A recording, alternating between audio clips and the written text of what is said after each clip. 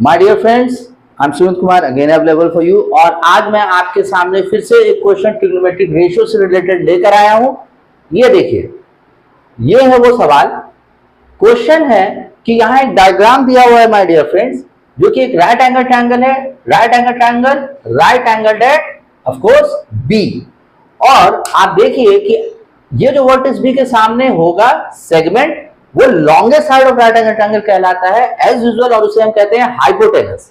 तो इस right angle triangle में हमारा हाइपोटेनस है अननोन। लेकिन उससे पहले ये देखिए कि इस क्वेश्चन में हमें निकालना क्या क्या है। ये है वो चार ट्रिग्नोमेट्रिक रेशियोज जो हमें निकालने हैं। ये है वो चार ट्रिग्नोमेट्रिक रेशियोज जो हमें निकालने हैं। तो क्या क्या निकालना है? Cos A, cosec A, cos C और कॉसेक सी। अब इन सभी को निकालने के लिए हमें सबसे पहले इस राइट एंगल ट्रायंगल का हाइपोटेनस निकालना होगा। तो उसे निकालने के लिए हम my dear friends as usual Pythagoras theorem use करेंगे।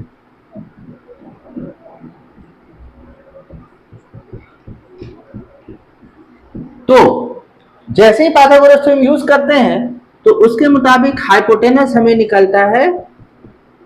ये देखिए, हाइपोटेनस निकालने के लिए हमने पाइथागोरस थ्योरम को थोड़ा सा आगे बढ़ाइए तो आपको हाइपोटेनस इस तरीके से मिल जाएगा इस राइट एंगल ट्रायंगल का।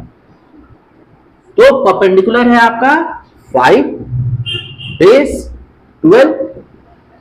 तो अभी तो फिलहाल हम कोई एक्यूट एंगल नहीं कंसीडर कर रहे हैं, हमें चाहिए हाइपोटेनस।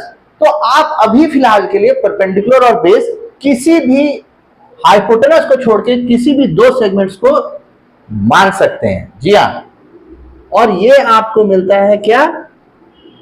25, 144, 169 फाइनल वैल्यू आती है और इसका स्क्वायर रूट होता है जी हाँ 13।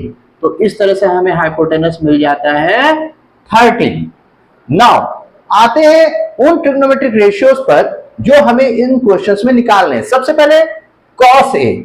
तो माय डियर फ्रेंड्स, अगर हम ए की बात कर रहे हैं, एंगल ए की बात कर रहे हैं, तो एज यूजुअल एंगल ए के सामने जो सेगमेंट आपको दिख रहा है वो है बीसी। मतलब angle A, acute angle A के केस में परपेंडिकुलर हो जाता है हमारा बीसी।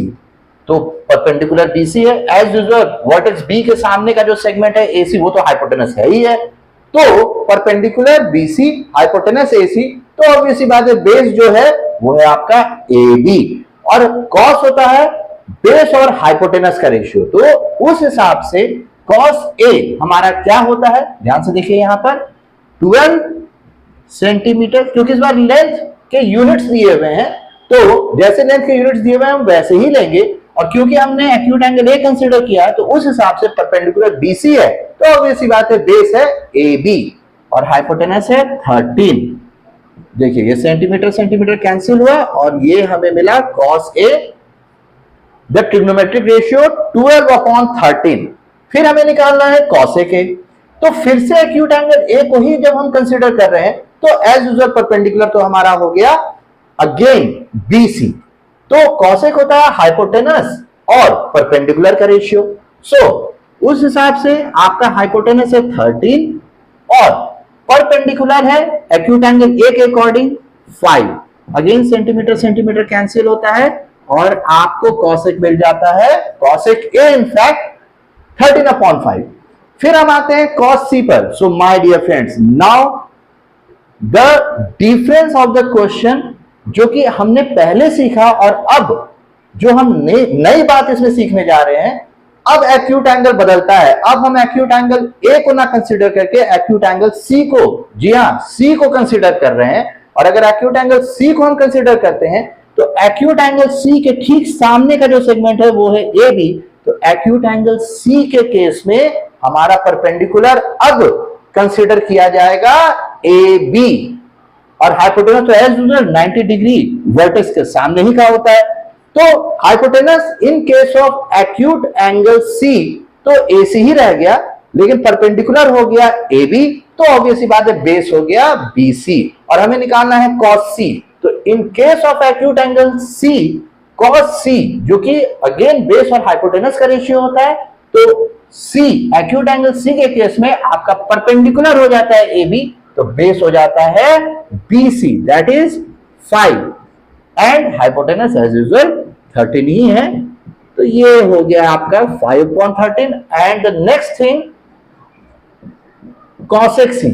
तो जैसा कि मैंने बताया दोस्तों कि अब अगर हम एक्यूट एंगल C कंसीडर कर रहे हैं तो उस एक्यूट एंगल C के अकॉर्डिंग आपका जो परपेंडिकुलर है वो है AB, और इन दैट केस cosec जो होता है वो हाइपोटेनस और परपेंडिकुलर का रेशियो होता है। तो हाइपोटेनस है आपका 13 और now in case of acute angle C perpendicular है 12। एंड दिस वे आपको ये चारों trigonometric ratios with the help of this right angle triangle and proceeding with Pythagoras theorem हमें मिल जाते हैं। बस ध्यान ये रखना है कि आप किस एक्यूट एंगल को कंसीडर कर रहे हैं। जब एक्यूट एंगल A कंसीडर किया तो परपेंडिकुलर BC हो गया, और जब एक्यूट एंगल C कंसीडर किया तो परपेंडिकुलर हो गया AB। और इस बात को ध्यान में रखते हुए तीसरा सेगमेंट BC आराम से मिल जाता है, जो कि BC हो या AB हो व्हाटएवर, लेकिन एक बार परपेंडिकुलर मिल गया और हाइपोटेनस की पहचान है तो जो बचा हुआ तीसरा सेगमेंट है वो ऑब्वियस बात है बेस ही है। तो इस तरह से हमने ये चार trigonometric ratios with different acute angle considering निकाले। So my dear friends, I must say कि आप इस क्वेश्चन के तरीके को समझ चुके होंगे, आप इस क्वेश्चन के सॉल्विंग प्रोसेस को समझ चुके होंगे, और अगर कोई भी प्रॉब्लम हो तो आप डेफिनेटली कमेंट सेक्शन में उस प्रॉब्लम को पूछ सकते हैं, रिजॉल्व कर सकते हैं, और मैं तो आपके लिए अवेलेबल हुई। So thank you very much.